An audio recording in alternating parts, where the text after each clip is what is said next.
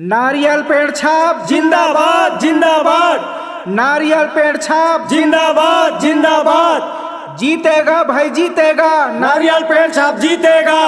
जीतेगा भाई जीतेगा नारियल पेड़ छाप जीतेगा।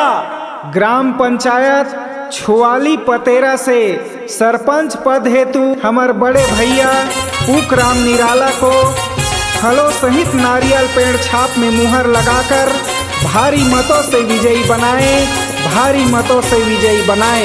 नारियल पेड़ के चिन्ह हवै पूकराम भैया जिताना है। नारियल पेड़ के चिन्ह हवै पूकराम भैया जिताना है। भारी मतों ले विजयी करा के भैया जीता देबो जी है।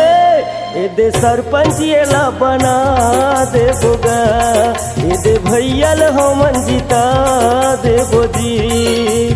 नारियल पेड़ के चिन्ह हवै पूकराम भैया जिताना है।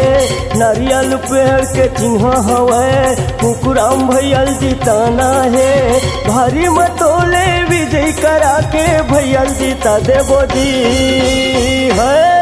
ए दे सरपंच एला बना देबोगा, पूकराम भैया जीता देबो जी।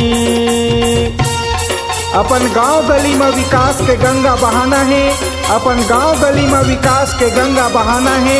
तो हमार पूकराम निराला भैया ला अपन गांव के सरपंच बनाना है, अपन गांव के सरपंच बनाना है और सेवा के मौका देना है, सेवा के मौका देना है।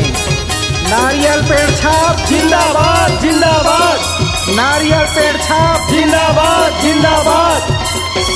हमारे गाँव के चिन्हारी हवै सुख दुख के संगवारी हवै पूकराम निराला भैया गा, दुख पीड़ा के सहैया गा।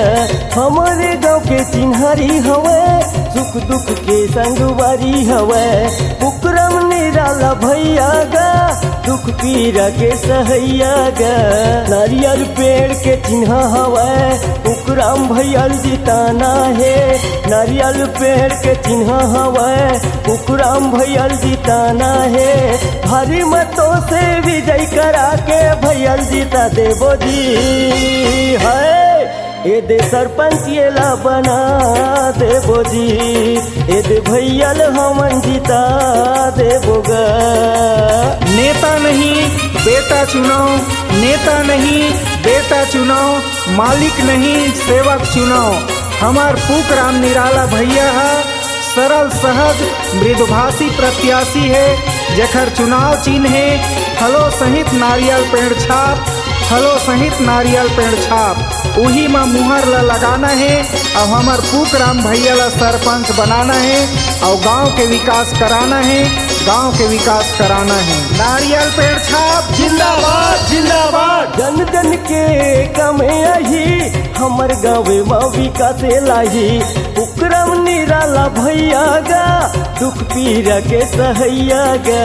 जन जन के कमे आही हमर गाँवे में विकास लाही पूकराम निराला भैया गा, दुख पीड़ा के सहैया गा।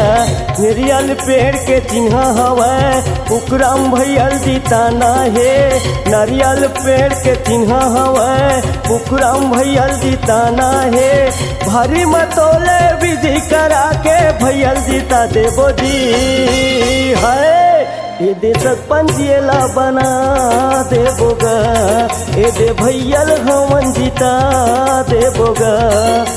नारियल पेड़ के चिन्ह हवै पूकराम भैया जिताना है। नारियल पेड़ के चिन्ह हवै पूकराम भैया जिताना है।